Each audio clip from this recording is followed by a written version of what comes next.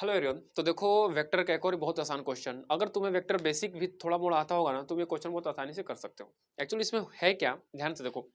इसमें दो तीन चैप्टर का इन्वॉल्वमेंट है। सबसे पहले एक तो वेक्टर है, दूसरा क्वाड्रेटिक का थोड़ा मोड़ा कॉन्सेप्ट यूज होगा इसमें, and third one is method of interval, जो कि हम तुमको बहुत बहुत स्टार्टिंग में काफी अच्छे से बताते हैं। क्या रे, बताते हैं तुम लोग को?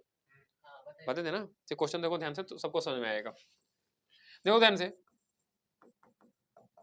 बोल क्या रहा है कि हमें सेट ऑफ ऑल अल्फा का वैल्यू फाइंड करना है इन सच दैट इन विच दो दो वेक्टर, एक वेक्टर ए है और एक वेक्टर बी है, ठीक है ना। ये दोनों के बीच का जो एंगल क्या है, ऑब्ट्यूस एंगल है। तो तुम्हें अगर बेसिक थोड़ा मोड़ा वेक्टर के बारे में पता होगा, तो ऑब्ट्यूस एंगल जब होता है दो वेक्टर के बीच में, तो उनका डॉट प्रोडक्ट क्या होता है, ग्रेटर देन जीरो होता है कि लेस देन जीरो होता है? अरे ऑब्ट्यूस मतलब ग्रेटर देन 90 एंगल ना। तो कॉस सेकंड क्वाड्रेंट में क्या होता है, निगेटिव होता है। तो इनका डॉट प्रोडक्ट क्या होना चाहिए, निगेटिव होना चाहिए कि नहीं होना चाहिए? तो ले ए डॉट बी कर दे, ए डॉट बी कर दे, क्या आएगा, लेस देन जीरो होना चाहिए। अब जो वेक्टर ए है रखो, क्या है, A alpha T I cap plus 6 J cap, 6 J cap minus 3 K cap, ठीक है ना। डॉट ले लो किसके साथ, इसके साथ, टी आई कैप। अब डॉट प्रोडक्ट तो पता होगा सबको, -2 अल्फा टी के कैप, ये क्या होगा, लेस देन जीरो, ठीक है ना। तो अब देखो ध्यान से, अल्फा टी इंटू टी क्या होगा, अल्फा टी स्क्वायर, 6 जे आई आई के साथ करेंगे, जे के साथ करेंगे, तो सी इंटू कितना होगा, माइनस का 12। उसके बाद क्या होगा, ये 3 2 जा 6, यानी कि -6 alpha T less than zero. तो ध्यान देखो, इसको इधर लाओ, अच्छे से लिखो, तो alpha T square -6 T alpha, है ना, और माइनस का 12 लेस देन जीरो। अब दिख रहा है टी में क्वाड्रेटिक इक्वेशन बनता हुआ। अब ये क्वाड्रेटिक है ना, ऑलवेज लेस देन जीरो है। अब ये अगर quadratic always less than zero है, तो ये कब होता है, जब कोई क्वाड्रेटिक, जो भी एफ एक्स मतलब जो भी क्वाड्रेटिक फंक्शन है, वो ऑलवेज निगेटिव का कंडीशन क्या होता है। देखो ऑलवेज निगेटिव मतलब क्या होगा, ये इधर ही से चला जाएगा।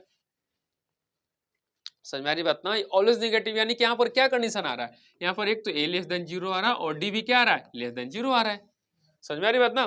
तो यहाँ पर क्या करेंगे, अल्फा, ए क्या है अल्फा, तो अल्फा लेस देन जीरो कर दो, यहाँ से एक ये कर दिए। दूसरा क्या करेंगे, इसका डी लेस देन जीरो करेंगे हम यहाँ से, ठीक है ना। तो क्वेश्चन में ये बोला है कि for all t belongs to R, ये अल्फा का सेट बताना है अगर टी रियल है तो। समझ में आ रही बात ना। तो डी लेस देन जीरो कर देंगे, यहाँ पर अल्फा लेस देन जीरो हो गया, ठीक है। और डी लेस देन जीरो करेंगे, देखो हमें क्या मिलेगा, डी लेस देन जीरो करो यहाँ से, तो डी क्या होगा, टी में क्वाड्रेटिक है ना, तो चलो इसका क्या होगा, बी क्या होगा, दिख रहा है क्या, बी है 6 अल्फा, यानी कि बी स्क्वायर, यानी कि -6 अल्फा का स्क्वायर, बी स्क्वायर -4 इंटू ए कितना है अल्फा, सी कितना है -12, और ये क्या होगा, लेस देन जीरो। तो ये वो तुम्हारा 36 अल्फा स्क्वायर माइनस वन कितना हो जाएगा, प्लस का 48 अल्फा लेस देन जीरो।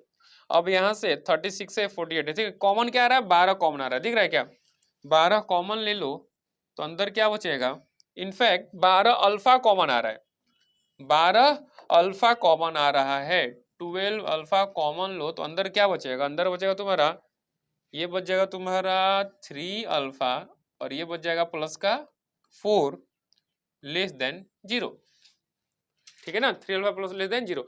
अब देखो यहाँ से, चलो इसको नंबर पे प्रेजेंट करते हैं, तो ये जीरो अल्फा के जीरो पे हो रहा है, यानी कि ये अल्फा जीरो, और दूसरा कितना, -4/3, ठीक है। और क्या बोल रहा है, लेस देन जीरो बोल रहा है, तो जीरो से बड़ा रीजन, जीरो से -4/3 के बीच का रीजन, और एक -4/3 से छोटा रीजन, ठीक है ना। तो अगर हम अल्फा का वैल्यू जीरो से बड़ा लें, तो क्या पूरा एक्सप्रेशन लेस देन जीरो होगा, क्या नहीं होगा, ये रीजन आंसर नहीं होगा, तो ये ऑटोमेटिक होगा, फिर ये नहीं होगा।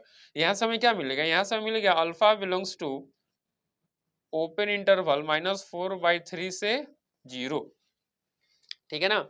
तो अब देखो ध्यान से, तुम यहाँ पर देखोगे ऑप्शन मिलाओगे, तो ऑप्शन क्या क्या है, -4/3 से जीरो, ओपन इंटरवल -4/3 जीरो, तो एक ही है सी ऑप्शन। अच्छा हाँ, और अब तुम्हें थोड़ा सा ताजुब लगेगा कि यहाँ पर जीरो पे क्लोज क्यों है, यानी कि अल्फा का वैल्यू एग्जैक्ट जीरो हो सकता है क्या।